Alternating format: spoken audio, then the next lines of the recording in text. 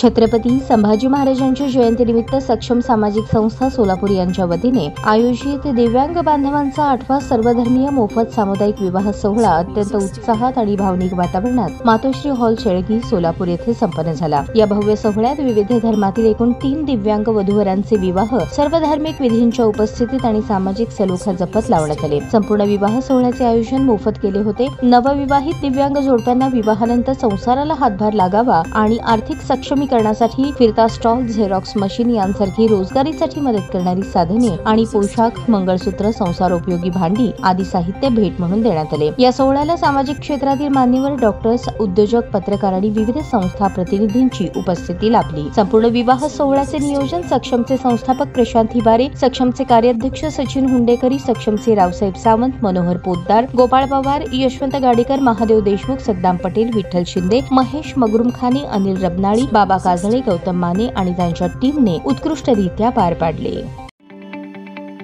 ताज्या बातम्या पाहण्यासाठी प्राईम महाराष्ट्र न्यूज चॅनलला सबस्क्राइब करा।